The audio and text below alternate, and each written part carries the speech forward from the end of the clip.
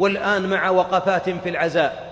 الوقفة الأولى: إن الميت إذا مات حلت به مصيبة، ومن السنة معاشر الأحباب أن يعز المؤمن، لأن المؤمن إذا عزي كانت جائزته أن يكسى يوم القيامة حلل الجنة.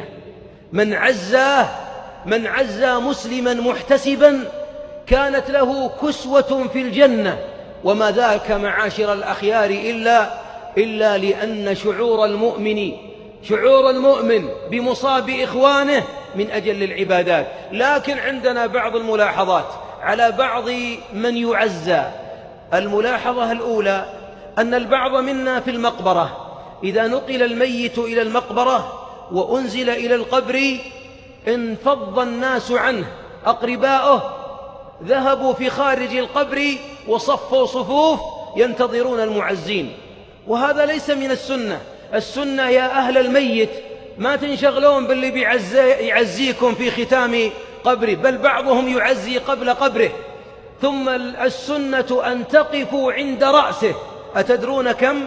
بعض أهل العلم قال يوقف بعد قبره ورش قبره، يوقف عند رأسه للدعاء قدر ذبح ناقة وتقسيم لحمها، يعني حوالي ساعة إلا ربع، نصف ساعة، ونحن ندعو اللهم تدعو له، مو بتنشغل وراء في الأخير السلام عليكم أحسن الله عزاءك. وبعض من يعزي إنما أتى حتى ترى وجهه عشان ما يقال فلان ما عزف فلان. وهذا الموقف الأول. لا تنشغلوا بالعزاء في المقبرة، اللي بيعزيك يلحق عليك في البيت أو في المسجد أو في العمل أو بالجوال. أهم شيء إن كانك صادق في حب أمك وأبوك وأخوك اللي بتقبره الآن، لا تكون أقل من نصف ساعة تدعو له عند قبره، مستقبلا القبلة أو غير مستقبل. أما الانفضاض ونصف وراء نحط قوس أو صف طويل السلام عليكم ابن العم والعم والخال جيد، لكن ليس في هذا المكان. هذا المكان للميت رحمه الله أن نجلس عند رأسه، لأنه سيسأل بعد فراغكم من الدعاء فورا، ستعقد المحاكمة له، وسيسأل من ربك ما دينك من نبيك. فهل من حسن الأدب مع ميتنا أن ننشغل بالأحياء اللي يقولون أحسن الله عزاك ونتركه هو وحيدا في حفرته وفي لحده وليس له أنيس إلا العمل الصالح؟ لربما بعض دعائنا هو الذي يفرج كربه.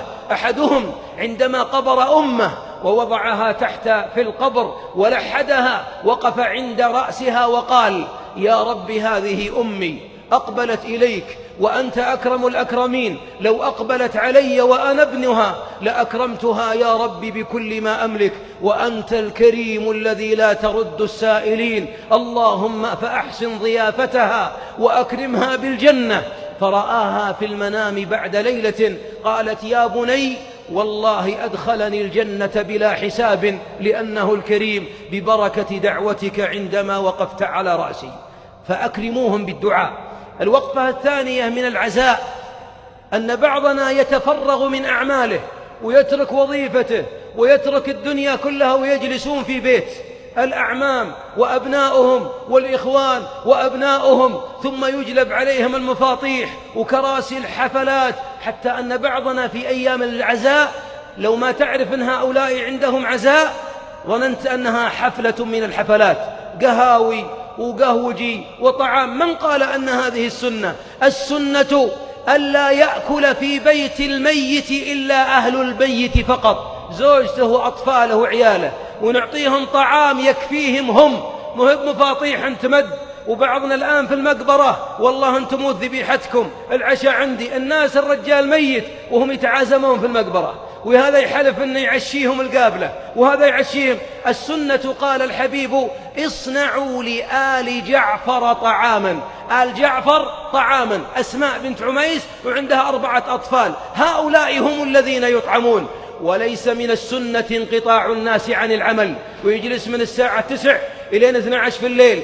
ما وردت في السنة ولا في صحيحها ولا عن سلف الأمة. العزاء يعزى المصاب من أبنائه. من هو اللي متأثر مرة يقال له أحسن الله عزائك، واللي مهم متأثر ما يقال أحسن الله عزائك، يقول غفر الله لميتك. واللي نلقاه تعبان مرة بسبب المصيبة نذكره فنقول لله ما أخذ وله ما أعطى. وليس 3 الأيام مشروعة ولم ترد في السنة، بل الإنسان يعزى في الطريق، تلقاه في المسجد تسلم عليه، أما تأتيه في البيت. وبعضهم بيعزيه الآن قبل القبر وعند القبر واليوم الأول واليوم الثالث.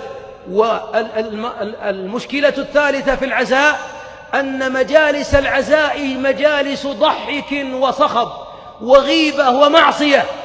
ساعة ساعتين بعد ما يجون من المقبرة، ثم مع صقع الفناجيل والمفاطيح سوالف في العقار، بل بعضهم يحلل الكورة والمنتخبات والأندية في مجلس عزاء. هذا عزاء؟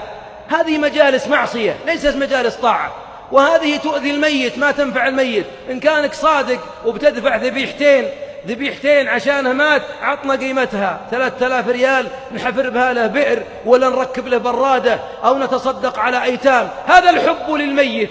أما أن نضعها مفاطيح نسمن الشبعانين، وأهل الميت في مصيبة ما ينامون إلا قليل وتعبانين ومن الداخل والظاهر، هذا كله ما ورد في السنة ولم يثبت، بل إن فعلنا له فعل يخالف سنة محمد عليه الصلاة والسلام. أصدقوا بالدعاء لهم رحمهم الله، وعزوا المصاب واتركوا أهله، وأطعموا أبناءه فقط، طعام يكفيهم. أما هذه الذي نراها قهوجي وكراسي وفرشات كلها ما أنزل الله بها من سلطان. اللهم اجعل موتى المسلمين قبورهم رياضا من رياض الجنات، والله أعلى وأعلم، وصلى الله وسلم على نبينا محمد.